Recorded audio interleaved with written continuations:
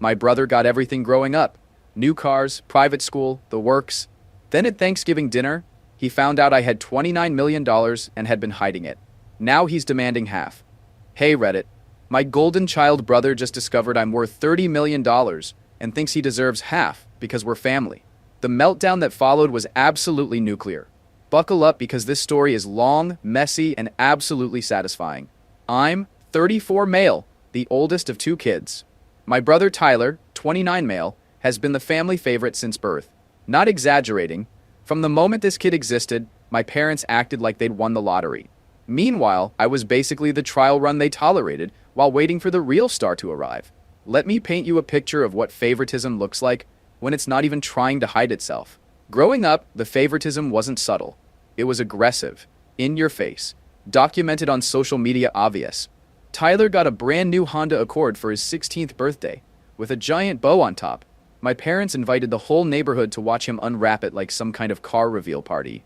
Posted about 50 photos on Facebook, with captions about how proud they were of their amazing son, and how he deserved this for being such a wonderful young man. The party lasted 4 hours. They hired a catering company, had balloons and a banner. My dad gave this speech about Tyler's bright future, and how the car was just the beginning of all the great things coming his way. People clapped. Tyler cried. Mom cried. It was like watching a graduation ceremony for getting a car. My 16th birthday? Got a used bicycle from Craigslist that was 2 sizes too small. No party, no Facebook posts, just happy birthday over breakfast before Dad left for work. The bike had rust on the chain and a seat that wouldn't stay level. When I pointed out the seat issue, Dad said it would build character to ride it as is. I rode that thing for 2 years before the frame cracked, and when it finally broke, I had to save up my own money from mowing lawns to replace it. The contrast wasn't lost on anyone.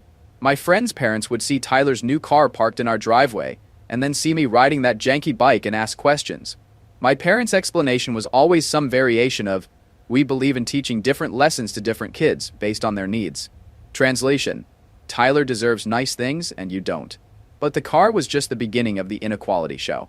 Tyler went to this fancy private school across town called Westmont Academy. 15 grand a year, small class sizes, college prep everything. The campus looked like something from a movie. Actual ivy on brick buildings, a library with leather chairs, a cafeteria that served real food instead of mystery meat. They had robotics clubs, debate teams, AP classes taught by people with actual PhDs. Parents paid extra for SAT boot camps built into the curriculum. I went to Lincoln Public High School where the ceiling tiles leaked when it rained and half the textbooks were from the 90s. Our library was one room with books that hadn't been updated since before I was born. The chemistry lab had equipment so old our teacher would apologize before demonstrations. We had one guidance counselor for 400 students. College prep meant a bulletin board with pamphlets about community colleges. When I asked why Tyler got private school and I didn't, Mom sat me down at the kitchen table with this serious expression, like she was about to explain quantum physics. She explained that Tyler needed the extra academic support because he was gifted and required specialized attention to reach his full potential. Said he had a different learning style that required individualized instruction that public school couldn't provide. Gifted. This kid barely graduated with a 2.6 GPA from that expensive private school, while I maintained a 3.9 at my underfunded public school working twice as hard. Tyler's idea of studying was skimming SparkNotes 10 minutes before class. He'd come home and Mom would help him with his homework, actually do most of it while Tyler played video games in the same room. Meanwhile, I'd be up until midnight working through calculus problems from a textbook so outdated it still referenced cassette tapes as modern technology. Asked my parents for a tutor once because I was struggling with chemistry. Dad said tutors were expensive and I should figure it out by asking my teachers for help. Except my teachers had 150 students each and no time for individual attention. But sure, Tyler was the one who needed special attention. The double standards were everywhere and impossible to ignore. Tyler got name brand everything. Nike shoes, North Face jackets, designer jeans that cost more than my monthly lunch budget. I got whatever was on clearance at the outlet mall, usually 2 sizes too big so I could grow into it. Wore the same 3 shirts in rotation all through high school, because that's what I could afford with my lawn mowing money. Tyler's birthday parties had themes and decorations and catered food. For his 13th birthday, they rented out a section of the local arcade and invited his entire grade. Professional decorations, custom cake from an actual bakery, goodie bags for every guest. The whole event probably cost more than a mortgage payment. Mine were sheet cake from the grocery store, if anyone remembered at all.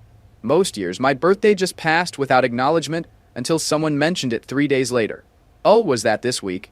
Well, happy belated birthday. No party, no gifts, no celebration. Just another Tuesday that happened to be the day I was born. When Tyler made the JV basketball team sophomore year, despite being terrible at basketball, my parents bought season tickets and attended every single game. Brought signs with his jersey number, cheered loud enough to embarrass him, posted highlight reels on social media. Tyler played maybe 5 minutes total per game, mostly garbage time when the outcome was already decided, but you'd think he was an NBA prospect from how they carried on. I made varsity cross-country junior year and qualified for state championships after months of training, running 6 miles every morning before school, doing interval training after classes, pushing through injuries and exhaustion. Made it to state competition, which was a huge deal. Only the top runners from each region qualified. Know how many meets my parents attended? 0. Not one. They were too busy driving Tyler to basketball camps 3 hours away every weekend. Camps that cost $500 a session, so he could learn ball handling skills he'd never actually use. Asked them once if they could maybe come to finals, since I had a real shot at placing. Mom said she'd try, but Tyler had an important game that same day. The game was junior varsity basketball. My race was a state championship. Guess which one they attended? I finished third in my heat and got a medal. Texted them a picture. Mom replied, "That's nice, sweetie." Tyler's team won by 12. The message was clear. Tyler's mediocre achievements mattered more than my exceptional ones. College applications rolled around, and the inequality reached peak levels. Tyler applied to a dozen schools, including some reaches he had no business applying to with his grades. Schools like USC and Boston University that required a 3.5 plus GPA and strong test scores. Tyler had neither, but my parents were convinced their special boy could get in anywhere with the right presentation. They hired this private admissions consultant named Jennifer, who charged $200 an hour to help polish his essays and strategize his applications. Jennifer worked with Tyler for 6 months, meeting twice a week, basically writing his essays for him and coaching him on interview techniques. They paid for official SAT prep courses that cost $1,500, hired a math tutor for $75 an hour to help with the subjects he was failing, brought in an English tutor to review his essays, and basically built his entire college application from scratch, using professional help at every stage. I handled mine alone, filled out my own FAF essay, wrote my own essays during lunch breaks at school, researched schools using the single computer in our school's outdated library, applied to 8 schools and got into 6 of them, including my top choice state university with a partial academic scholarship. My parents' reaction when I told them the news? That's good. Make sure you apply for student loans because we can't help with tuition. No celebration, no pride, no acknowledgement that I'd earned a partial scholarship through my own academic achievement. Just immediate concerns about how I'd pay for the rest. Meanwhile, Tyler got into a mediocre private college 3 states away called something like Henderson College. Nothing impressive. Mid-tier private school with a 65% acceptance rate that basically accepted anyone who could pay. But it was private and far from home, which apparently made it prestigious in my parents' eyes. They immediately committed to paying his full tuition, about $45,000 per year. Room and board, meal plan, textbooks, even a monthly allowance for expenses. Expenses like bars and restaurants, and spring break trips as it turned out. Did the math once out of curiosity. Over 4 years, they spent roughly $200,000 on Tyler's college experience. Books, tuition, housing, allowance, emergency funds when he'd blow through his budget, plane tickets home for breaks, care packages of expensive snacks and supplies. Every penny documented on their credit card statements that I saw once when helping Dad with his computer. My total parental contribution? $0.00. Not for tuition, not for books, not for housing, nothing. When I graduated high school, Mom handed me a card with $50 inside and said it was to help me get started. $50. That covered maybe 2 textbooks if I bought used copies. I worked through college. Not work study for spending money. I'm talking full-time night shifts at a distribution warehouse while taking a full course load. The warehouse was this massive facility outside town where they stored everything from auto parts to furniture. I worked in the loading dock section, scanning packages, loading trucks, moving pallets with a forklift when I was certified. Shift started at 10 p.m. and ended at 6 a.m. 4 nights a week minimum, sometimes 5 when I needed extra money. The work was brutal, lifting boxes that weighed up to 50 pounds, scanning and sorting thousands of packages per shift, working in a warehouse that wasn't climate controlled, so it was freezing in winter and boiling in summer. My back hurt constantly. My hands were always scraped and bruised from moving boxes. I'd come home smelling like cardboard and sweat. Schedule looked like this: leave for warehouse at 9:30 p.m., work until 6 a.m., drive home, shower, change. Make it to my 8 a.m. class by 7:50. Attend classes until 3 p.m., sometimes later if I had labs. Head to library to study until 9 p.m. because my apartment was too depressing and I needed the focus. Grab a quick dinner, usually instant ramen or whatever was cheapest at the convenience store. Sleep from 9 p.m. to 9 p.m. if I was lucky. More often about 5 hours before starting the cycle again. Survived on instant ramen and day-old bagels from the campus cafeteria. Made friends with the cafeteria workers who'd save me the leftover bagels and sometimes slip me a sandwich at closing time. Ate a lot of meals consisting of plain pasta with butter, because a box of pasta cost 99 cents and butter was cheap. Splurged on pizza once a month when I could afford it. Lost weight constantly because I was burning more calories than I could afford to eat. My apartment was this tiny studio in the worst part of town.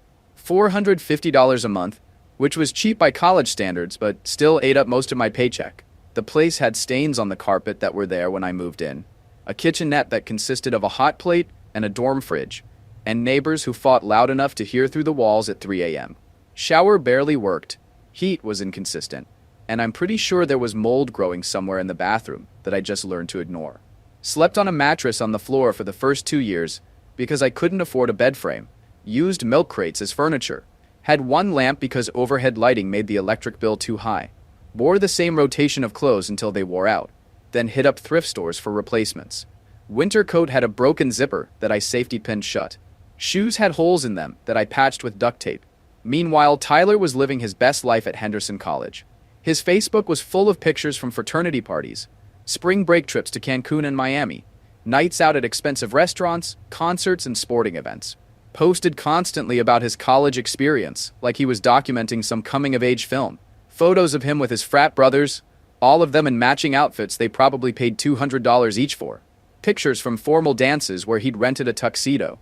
Weekend trips to ski resorts and beaches. Parents paid for all of it. When I asked Tyler once how he afforded everything, he just shrugged and said mom and dad sent him money whenever he needed it. They want me to enjoy college, he explained. Like that was normal. Like parents funding their kids' party lifestyle while their other kid worked night shifts and ate ramen was just standard operating procedure. Graduated with $60,000 in student loan debt and chronic back pain from lifting boxes for 4 years straight. Had stress-related health issues, constant headaches, stomach problems, insomnia even when I had time to sleep. My degree was in supply chain management because I'd gotten interested in logistics from working at the warehouse and figured I might as well study something I had practical experience in. Tyler joined a fraternity first semester, went to spring break in Cancun 3 years running, posted Instagram stories from bars every weekend, and graduated in 5 years because he failed organic chemistry twice and had to retake several other courses. My parents paid for the extra year without complaint. Also paid for his fraternity dues, his spring break trips, his meal plan upgrades, and sent him care packages of expensive snacks and supplies every month. Probably dropped another $250,000 on him across those 5 years when you added everything up. After graduation, things somehow got worse before they got better. Tyler moved back home rent-free while finding himself and exploring opportunities. That exploration mostly involved sleeping until noon and playing video games while my parents brought him breakfast in bed. He'd wake up around 11 a.m., shower, play Call of Duty until 3 p.m., then spend the afternoon networking, which meant scrolling through LinkedIn and occasionally sending connection requests to people he'd never met. This lifestyle lasted for 18 months. He'd occasionally apply for jobs, but would turn down anything that wasn't a management position or didn't pay 6 figures. Had zero work experience beyond a summer internship his sophomore year that dad had arranged through a business contact, but Tyler was convinced he deserved to start as a director of something. Sent out maybe 5 applications per month, spent maybe an hour total on job searching, then complained about how the job market is broken and companies don't recognize talent anymore. My parents supported this completely. Dad would tell his friends that Tyler was being strategic about his career moves and waiting for the right opportunity. Mom would defend his unemployment by saying he was taking time to figure out his path and shouldn't settle for just any job. They let him live rent-free, paid for his food, covered his car insurance and phone bill, even gave him an allowance for professional networking expenses, which meant dinners out and coffee shop meetings where he'd pitch his non-existent expertise to anyone who'd listen. I moved to a different city for work immediately after graduation. Got a decent job at a regional logistics company making $42,000 a year, which felt like winning the lottery after years of scraping by on warehouse wages and student wages. Started in June, 2 weeks after graduation. Didn't even take a break. Went straight from final exams to full-time employment because I couldn't afford to be unemployed for even a week. Rented a studio apartment that was basically a closet with a hot plate, but it was mine and I could afford it. Barely. After rent, $800, student loans, $650, utilities, $100, car insurance, $120, gas, $80, and food, $200 if I was careful. I had maybe $200 left per month for everything else.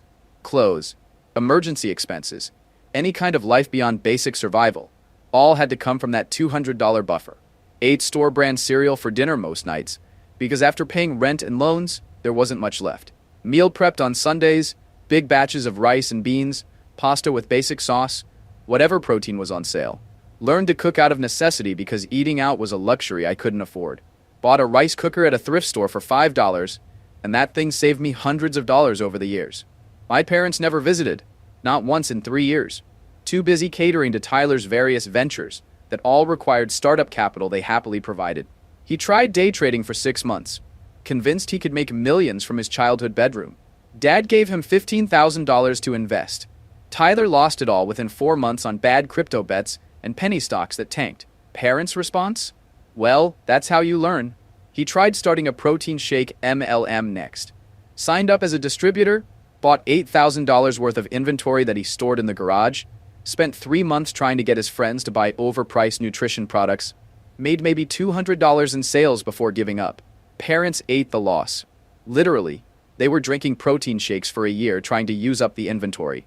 Then came the social media consulting business. Tyler created a website and business cards, called himself a digital marketing strategist, despite having 0 clients or proven results. Parents paid $5,000 for the website design, logo creation, and initial marketing materials. Tyler posted about his business constantly on social media, sharing articles about social media trends with commentary like, "This is exactly what I've been saying." Got 0 clients in 8 months before quietly abandoning the business and moving on to the next scheme. Every family gathering became a Tyler appreciation event. Thanksgiving conversations revolved around his latest business idea. Christmas was about his needs and wants. Easter dinner was spent discussing his job search and how companies just didn't understand his vision. Family members would ask him about his plans and nod along like he was sharing groundbreaking business insights instead of half-formed ideas he'd read on entrepreneur blogs. Meanwhile, I'd get maybe 5 minutes of attention if I was lucky. How's work? Fine. That's good. Then right back to Tyler's saga. Nobody asked about my career progression, my struggles, my goals. I was just the responsible one who'd figured everything out, so there was nothing interesting to discuss. Tyler was the one who needed support, attention, guidance, endless second chances, and blank checks to fund his delusions. By 26, I'd paid off my student loans through aggressive budgeting and side hustles. Lived on maybe 60% of my income, putting everything else toward loan payments. Worked extra hours whenever possible. Took on freelance logistics consulting projects on weekends. Sold plasma twice a month for extra cash. Did whatever it took to get that debt eliminated because I was tired of watching a chunk of every paycheck disappear to interest. Started investing small amounts in index funds, learning everything I could about personal finance from library books and free online resources. Read every personal finance book I could get my hands on. Stuff about compound interest, tax-advantaged accounts, diversification strategies. Learned about Roth IRAs, 401k matching, the difference between growth and value investing. Started with maybe $100 a month in investments, gradually increasing as my income grew and my expenses stayed flat. Lived below my means consistently. Drove a 10-year-old sedan that I maintained myself after learning basic car repair from YouTube videos. Cooked all my meals at home. Cut my own hair for a while before admitting that looked terrible and finding a cheap barber.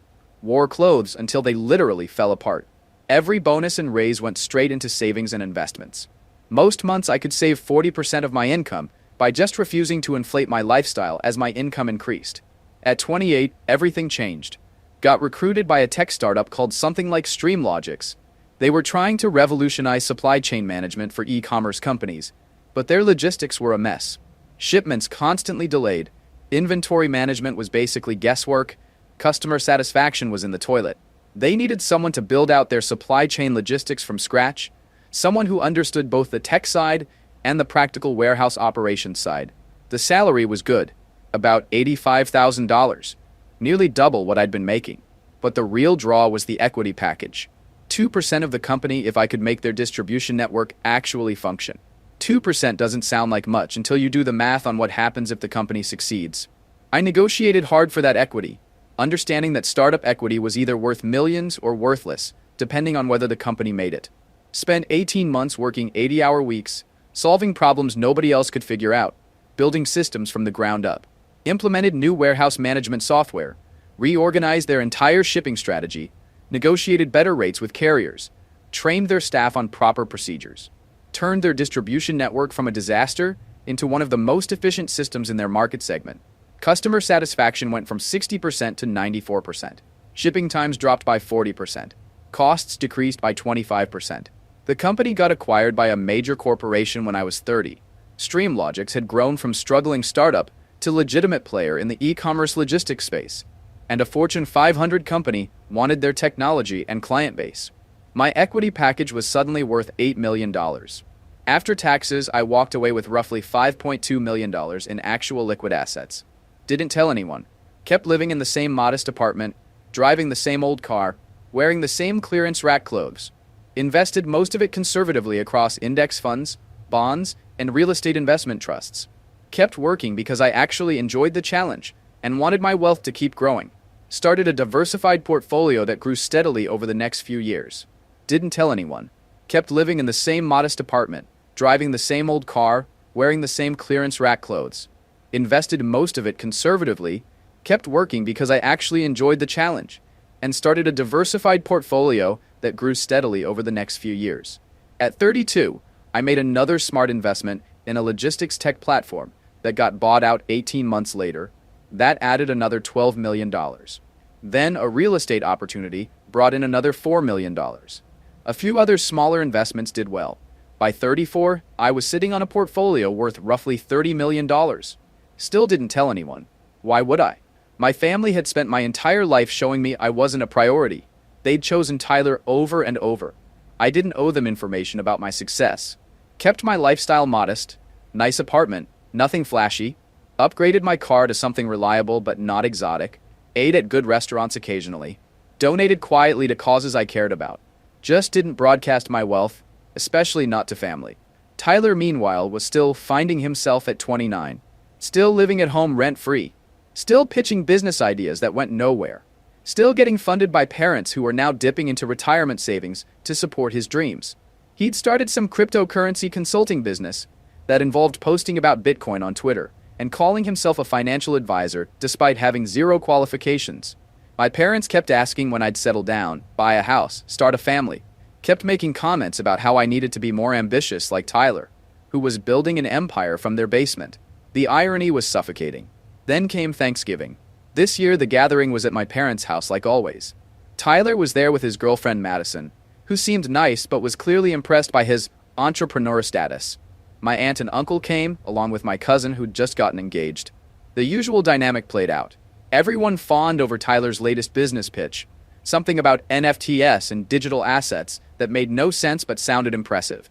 He was wearing expensive clothes my parents had obviously bought, talking about disrupting the financial sector while living in their basement. My aunt asked me about work. I said it was going well. I'd recently taken a senior advisory role at a major logistics firm. Before I could say more, Tyler jumped in with some comment about how traditional employment was dead and he was building generational wealth through decentralized finance. Generational wealth. From the basement. At 29 years old. Dinner was the usual interrogation. Why wasn't I married? Did I own property? Wasn't I worried about my future? Tyler had such ambition while I was just working a regular job. Madison kept nodding along like Tyler was a business genius instead of an unemployed 29-year-old living off his parents. Then my cousin asked about investments. She'd just gotten engaged, and they were saving for a wedding and house. Wanted advice on where to put their money. Tyler immediately launched into his cryptocurrency pitch. Bitcoin, Ethereum, altcoins, NFTs, how traditional investing was obsolete. Claimed he'd made significant returns through crypto trading. My parents nodded approvingly. Everything he said was wrong or dangerously misleading. You don't put wedding savings into cryptocurrency. This was terrible advice that could destroy their financial future. I should have stayed quiet. I'd spent years staying quiet while Tyler got praised for mediocrity. But watching him potentially ruin my cousin's financial planning finally broke something in me. That's actually really bad advice, I said calmly. You shouldn't put short-term savings into volatile assets. For a 3 to 5 year goal like a wedding and house, you want stable, liquid investments. Index funds, bonds, high-yield savings. Not cryptocurrency. The table went quiet. Tyler's face went red. What do you know about investing? You just work a regular job. I know enough, I replied. Oh, really? Tyler's voice dripped with condescension. How much have you made from investments? A few thousand? This was the moment. I could have backed down, stayed humble, kept my secret, but his smug face, my parents' approving looks, Madison's impressed expression, all for a guy who'd never earned anything, made me done with pretending. About 30 million, I said quietly. Absolute. Dead. Silence. Tyler laughed first. Right. Sure you have. I'm serious. My portfolio is currently valued at roughly 30 million. Started with equity from a startup acquisition, made smart investments after that. It's grown pretty well. My dad's fork clattered against his plate. You have $30 million? Roughly, yes. My mom just stared, mouth open like she was trying to catch flies. Tyler's laugh died. You're lying. There's no way you have that kind of money. You drive an old car. Yeah, because I don't need to impress anyone. The money's invested, working for me, growing. My uncle asked if I was serious. I pulled out my phone, opened my portfolio app, and showed him the summary. His eyes went huge. That's incredible. Good for you. My aunt looked genuinely happy. That's wonderful. You've done so well. My parents and Tyler? Different story. Mom's face went from shock to something harder. Dad looked like he was doing math, calculating money spent on Tyler. Tyler looked punched in the stomach. Madison was staring at me with new interest. That look that says, wait, I might have bet on the wrong brother. The rest of dinner was awkward. Conversation kept trying to restart but dying. Tyler kept shooting me looks like I'd betrayed him.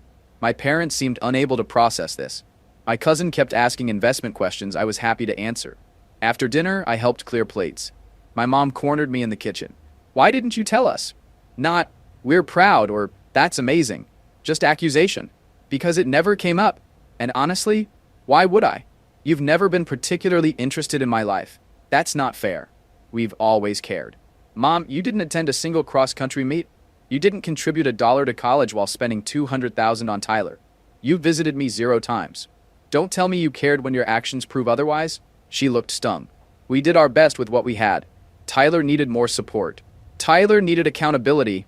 I cut her off. He needed parents who would teach him responsibility instead of funding every failed business idea. He's 29 years old living in your basement. That's not support. That's enabling. Dad appeared in the doorway. We should talk about this as a family. That conversation happened in their living room 30 minutes later. Tyler sat with his arms crossed. Madison perched next to him, looking uncomfortable. My parents sat across from me like this was some kind of intervention. Dad opened with questions about how I'd made the money. I explained the startup equity, the subsequent investments, the diversification strategy. Kept it high level because honestly, they wouldn't understand the details anyway. Mom wanted to know why I'd hidden it. I explained I hadn't hidden anything. I just hadn't announced it. There's a difference. Wealth isn't something you broadcast, especially to people who'd spent your whole life treating you as less important than your sibling. Then came the part I'd been waiting for. Well, Tyler said slowly, I think it's only fair that you share some of that wealth with family. We're your family. That money should benefit all of us. I actually laughed. Share it? Why exactly would I do that? Because that's what family does, Mom jumped in. We support each other. We've supported you your whole life. Stop. I held up my hand. You supported Tyler my whole life. You spent hundreds of thousands of dollars on him, while I got nothing. Funded his lifestyle, his failed businesses, his extended adolescence. I worked my way through college with nothing from you. Built my career with nothing from you. Made my fortune with nothing from you. This wealth exists because of my work, my decisions, my sacrifices. None of you contributed to it in any way. Dad tried the guilt angle. We gave you a place to grow up. Food, shelter, education, the bare legal minimum required by law, I interrupted. That's not something I owe you for. That's called being a parent. You're supposed to provide those things. You don't get bonus points for meeting baseline requirements. Tyler's face was getting redder. So you're just going to hoard $30 million while your family struggles? Struggles? I repeated incredulously. You live rent-free in a house your parents own. You eat food they buy. You wear clothes they pay for. You're not struggling. You're a grown man being completely subsidized by aging parents while pretending to be an entrepreneur. I'm building something, he shouted. You're building nothing, I shot back. You've been building something for 7 years with 0 results. You've lost tens of thousands of their money on schemes and scams. You're 29 years old and you've never supported yourself for a single month of your adult life. Madison shifted uncomfortably, clearly starting to see what I'd seen for years. My mom started crying. How can you be so cruel to your own brother? How can you ask me to fund the lifestyle of someone who's contributed nothing? I countered. You've spent my entire life showing me exactly how much you value me compared to Tyler. You made your choice. Now I'm making mine. Dad pulled out the family card. Blood is thicker than water. Family takes care of family. We raised you both the same. That's a lie and you know it, I said flatly. You didn't raise us the same. You raised Tyler like a prince and me like an afterthought. Every resource, every opportunity, every bit of attention went to him. I was just the backup kid you tolerated. That's not true, Mom protested. Mom, you missed my state championship meet to drive Tyler to a basketball camp. You bought him a new car and gave me a broken bike. You paid his full college tuition and told me to take out loans. Stop pretending you treated us equally when we both know that's complete garbage. The room went quiet again. Truth has a way of doing that. Tyler tried once more. Look, I'm sorry you feel that way about your childhood, but that's in the past. Right now, I'm trying to build something real, and I just need some capital to get it off the ground. As my brother, someone with the resources to help, I think you have a moral obligation. I have 0 obligation to fund your continued failure, I said coldly. You've had every advantage I never got. Private school, paid college, continued financial support well into your late 20s. If you haven't figured out how to succeed with all that help, more money won't fix whatever's broken. So that's it? He demanded. You're going to keep all that money for yourself? Yes, I said simply. Because I earned it. And because you'd waste it within a year just like you've wasted every other resource you've been given. Madison stood up. I think I should go. Tyler barely noticed her leaving.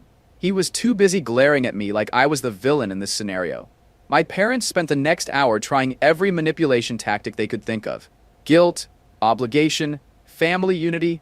What would the relatives think? How could I be so selfish? Didn't I understand they'd sacrificed for me? On and on. I let them talk themselves out. When they finally stopped, I stood up. Here's what's going to happen, I said calmly. I'm going to leave. I'm going to continue living my life and managing my wealth as I see fit. You're going to continue enabling Tyler's extended adolescence until you run out of retirement savings. And we're going to have very minimal contact going forward, because this conversation has made it crystal clear that you only care about me now that I have something you want. That's not fair, Mom cried. It's completely fair, I replied. You had 34 years to treat me like I mattered. You chose not to. You don't get to suddenly pretend I'm important now that I have money. I walked toward the door. Tyler followed me. You're really going to do this? He asked. Just cut us off? You've never been cut on, I pointed out. Hard to cut off someone you were never connected to in the first place. Drove home in silence. My phone started blowing up within an hour. Texts from my parents, from Tyler, even from my aunt and uncle asking what happened after I left. I turned off notifications and went to bed. The next week was a nightmare of harassment. My parents called daily. Tyler sent long texts about how I was destroying the family, how I owed him for being his brother, how he'd always looked up to me, and this was devastating. Madison broke up with him, which he somehow blamed on me for embarrassing him in front of his girlfriend. My mom started a family group chat explaining how she was worried about my mental health and thought I might need professional help for being so angry and vindictive. Several relatives reached out asking if I was okay and what really happened at Thanksgiving. I sent one message to the family group chat. I'm fine. I'm successful. I built my wealth through hard work and smart decisions. My family spent my childhood and young adult life showing me I wasn't a priority. Now they want access to my money. I said no. That's the whole story. Then I muted the chat. My uncle called personally to say he understood and was proud of me. My cousin sent a message thanking me for the investment advice, and saying she'd always known I was the smart one. A few other relatives reached out privately to express support. But my parents and Tyler? They lost their minds. Tyler started posting on social media about fake family and people who forget where they came from. Never mentioned me by name, but it was obviously directed at me. Posted vague quotes about loyalty and brotherhood and how money changes people. The irony of a 29-year-old basement dweller, funded entirely by his parents, posting about people changing was apparently lost on him. My mom called from random numbers when I blocked her regular one, left voicemails about how I was breaking her heart and how she didn't raise me to be so selfish. The woman who gave me a rusty bike while buying Tyler a new car was lecturing me about selfishness. Dad tried the logical approach, sent emails with spreadsheets showing how I could easily give Tyler a few million to get started and still have plenty left over. Like I was some kind of ATM who should dispense cash to family members on demand. I ignored all of it, focused on my work, my investments, my life, started dating someone who knew nothing about my family drama and liked me for who I was rather than what I had. Donated substantial amounts to charities that actually made a difference. Lived well, but not ostentatiously. 3 months after Thanksgiving, Tyler showed up at my apartment. Security called to clear him because he wasn't on my guest list. I told them to send him away. He refused to leave. Security threatened to call the police. He started yelling about being my brother and having a right to see me. I went downstairs to avoid him getting arrested. He looked terrible. Unshaven, clothes rumpled, eyes wild with desperation. "I need your help," he said immediately. "No. Just hear me out." "No. Please, I'll pay you back. I just need seed money for this business." "No. Why are you being like this?" His voice cracked. "I'm your brother. We're family. You have so much and I have nothing. How can you just watch me struggle?" I looked at him for a long moment. This man-child who'd gotten everything handed to him his entire life and squandered it all. Who'd lived off our parents well into his late 20s while they drained their retirement. Who'd never worked a real job, never faced real consequences, never built anything that lasted. "Tyler," I said quietly, "you don't have nothing because I have everything. You have nothing because you've never built anything. You've been given every advantage I had to fight for, and you wasted all of it. That's not my fault, and it's not my problem. I made mistakes," he admitted, "but everyone deserves a second chance." "You've had about 50 chances," I interrupted, "funded by mom and dad. None of them worked because you don't want to do the actual work. You want the result without the effort. That's not how life works. So you're just going to leave me with nothing?" His voice rose. "While you sit on $30 million? I'm going to leave you exactly where your choices left you," I corrected, "with the consequences of your decisions. Maybe experiencing actual hardship will teach you something that a lifetime of coddling couldn't." I turned to walk back inside. "I'll never forgive you for this," he shouted after me. "Good," I called back without turning around. "That makes us even." Haven't heard from him since. My parents still try occasionally. Birthday texts I don't respond to. Holiday cards with guilt-laden messages about family forgiveness. Random attempts to restart conversation that I ignore. Tyler apparently got a real job finally. Some entry-level position at a tech company. Living in a shared apartment with roommates. Learning what it's like to actually support himself at 30 years old. Good for him, I guess. My life is better than it's ever been. Great relationship, fulfilling work, financial security, and peace of mind knowing I don't owe anything to people who never valued me until I had something they wanted.